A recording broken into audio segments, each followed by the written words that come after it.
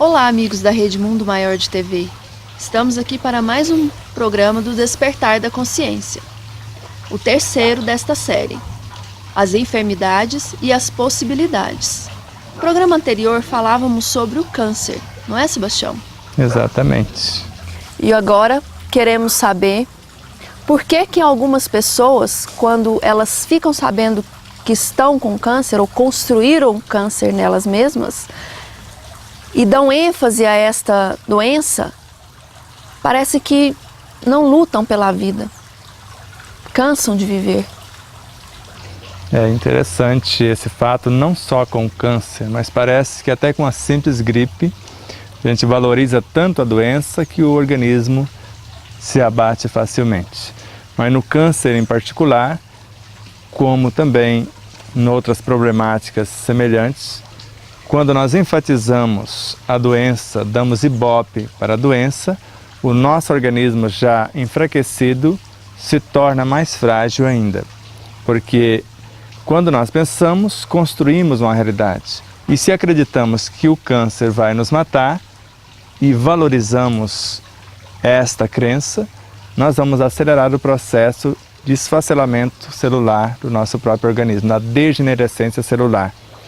Por isso, o ideal diante de um câncer, de qualquer enfermidade, até de uma simples gripe, é pensar o contrário, dar ordens equilibradas para o próprio organismo, porque a partir dos pensamentos na intimidade do laboratório mental, nós começamos a criar novas realidades, e numa velocidade muito grande em relação ao que nós pensamos que não seria possível fazer. Porque sabemos que a cada segundo, conforme falamos, morrem em média 100 milhões de células em nosso universo biológico. Mas a depender de como pensamos, elas podem morrer num número muito maior em relação a esse já citado. Agora, quando pensamos positivo, nós invertemos a situação e começamos a criar trilhões de células em milésimos de segundo, às vezes, na área mental. E na área física, ao invés de ser geradas 100 milhões de células, pode acontecer a criação de bilhões e até trilhões no mesmo segundo, com as informações de saúde, de bem-estar, de paz, de equilíbrio, ao invés de darmos ibope para a doença em si. Por isso, a primeira atitude diante de qualquer enfermidade é a não aceitação da morte pelaquela doença em si. Porque Deus não criou doença, conforme nós falamos no primeiro programa e já falamos em outros, e muito menos temos dia para morrer. Nós podemos, a partir de uma atitude equilibrada, de uma atitude digna, honesta e responsável, rever o que nos levou, o que fora as causas das enfermidades, e no caso, o câncer. Então, sem culpa, sem perturbações, sem autopunição, sem qualquer mecanismos de autodestruição, podemos rever a problemática, refazer um programa, reconstruir o cenário mental e o próprio perispírito e o universo biológico para esta sobrevida, se for o caso, indefinida até a vontade do arquiteto cósmico, que eu creio que enquanto estivermos sendo úteis no plano físico para o nosso planeta, enquanto essa escola divina esteja sendo útil para nós, não precisamos ter tanta pressa assim de partir ou daquilo que falamos de morrer. Uma situação como essa, então, devemos mostrar ainda uma força maior do que a costumeira, né, Sebastião? E sem as lamentações, sem nos revoltar conosco, com Deus ou com qualquer outro mecanismo que achamos que tem culpa na nossa situação. Pois é, a revolta, ela paralisa o nosso sistema imunológico. A autoculpa também. A autopunição, a mágoa, qualquer sentimento menos feliz. Pelo contrário, a alegria de viver, como nós falamos, a esperança de dias melhores, a gratidão pela vida fortalece em 300 mil vezes ou mais o nosso sistema, que é psíquico, neuroendócrino, imunológico. Então, desde a intimidade da mente já começa a ação do nosso sistema imunológico. O universo perispiritual, o universo biológico, e tudo que nos envolve na mesma frequência está aí para nos fortalecer, para mudarmos essa realidade. Estamos conectados a tudo que existe no cosmos.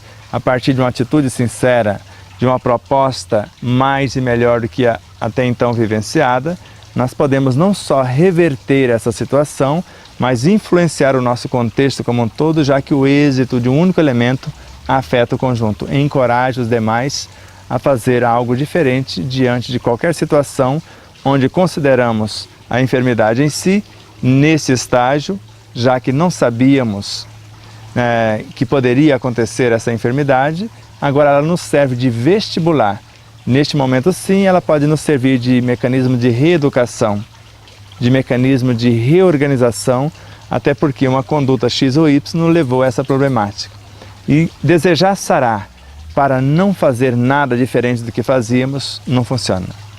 Por isso precisamos rever o nosso comportamento a nível de conduta orgânica intelectiva, rever o nosso comportamento de conduta emotiva e perispiritual, rever o nosso comportamento de conduta mental e espiritual, a partir da reorganização espiritual manifestando na mente, a partir da educação emotiva manifestando no perispírito, a partir da reeducação ou reorganização intelectiva manifestando no físico, nós reconstruímos essas três realidades, ou esses três veículos de manifestação da consciência, e possamos não só reorganizar e promover o nosso universo, e refletir a nossa conduta exemplificadora no entorno e convidar a todos a fazer o mesmo.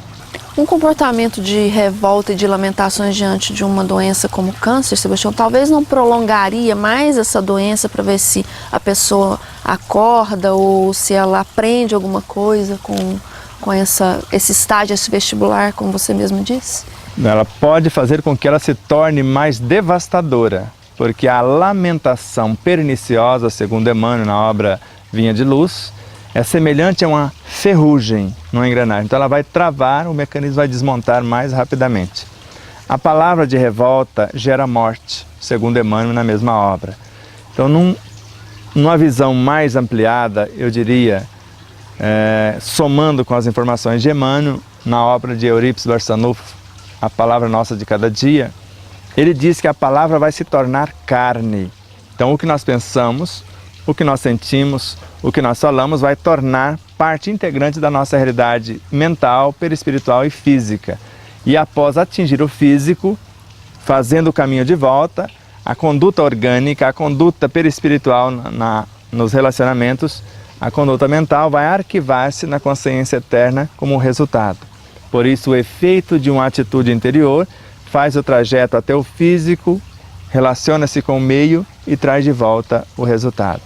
É sempre possível, sempre é hora de mudar esse comportamento.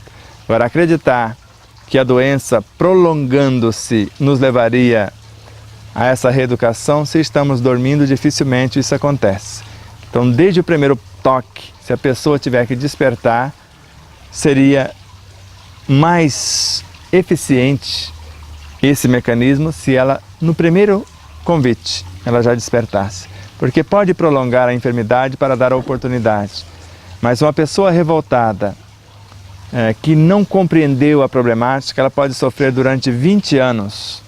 E a pessoa que é visitada pela mesma problemática e tem uma intenção nobre de mudança, ela caminha mais do que o outro durante 20 anos. Por isso, as doenças, ou a enfermidade, ou as dores em si, traz uma mensagem. Se atendermos o convite, mudamos o comportamento, despachamos a mensageira e vamos tocando nossa vida de forma harmônica, ordeira, digna e responsável. Mas podemos até orar a Deus para que Ele interfira, para que a pessoa não vá agora na intenção que ela mude. Mas se não fizermos de forma exemplificadora algo para a pessoa despertar, para entender que está tendo uma sobrevida, um prolongamento das oportunidades para que ela possa se refazer, se reorganizar e tocar a vida adiante, às vezes não tem muito êxito, porque nós queremos orar a Deus como se fosse possível Deus alterar as leis para atender uma personagem qualquer. Como se fosse possível estar havendo uma injustiça em relação a essa personagem que nós estamos orando. Então, orar a Deus, sim. Para quê? Para nos possibilitar novas intuições, novas inspirações, para que eu possa fazer algo diferenciado pela pessoa e por mim mesmo. Orar a Deus para que possa ser intuída e inspirada a pessoa enferma, para que ela possa fazer algo por si mesma, porque jamais Deus vai alterar as leis para atender quem quer que seja, porque tudo já está pronto, tudo já está em perfeita harmonia, cabendo a nós compreender essa realidade. E nós podemos também ligar esses comportamentos, esta ausência de valores morais no ser humano, à falta do Evangelho do Cristo em suas vidas? Essa palavra Evangelho, nós temos tocado muito no assunto, porque nós compreendemos que o Evangelho não é um livro, mas um comportamento. Ao mesmo tempo, o Evangelho é uma substância que nutre a nossa consciência, com elementos, com recursos para construirmos qualquer realidade, tanto na área espiritual quanto perispiritual, mental ou física, ou uma lei que nos orienta, que nos reorganiza, que nos redireciona para aquilo que queremos construir ou realizar. Então o Evangelho está na natureza, conforme diz Caena na obra Canção da Natureza, conforme diz vários outros autores também. Então o Evangelho está no mineral, porque é a força de organização das moléculas, a força ordenadora daquela consciência mineral. O Evangelho está no vegetal, está no animal, está no hominal. O Evangelho está em cada partícula consciencial nossa. Então, vivenciar o Evangelho no sentido profundo é respeitar a vida em todas as frequências, promover a vida, aperfeiçoar-nos, com isso aperfeiçoando a vida, e qualquer coisa que façamos, desde o mais secreto pensamento à mais elevada ação, podemos dizer que estamos interagindo com tudo e todas as coisas, que estamos, de fato, vivenciando o Evangelho em espírito e em verdade. Pois é, Sebastião. Essa vivência dessa palavra do Cristo, do Evangelho do Cristo em nossas vidas, não só vivenciar, porque você mesmo fala que o comportamento de um atinge a todos que estão à nossa volta, né? Então, se nós pusermos em prática em nossas vidas esse Evangelho, essa palavra, todos ao nosso redor também vão colaborar e vão ver através do nosso exemplo e vivenciar também.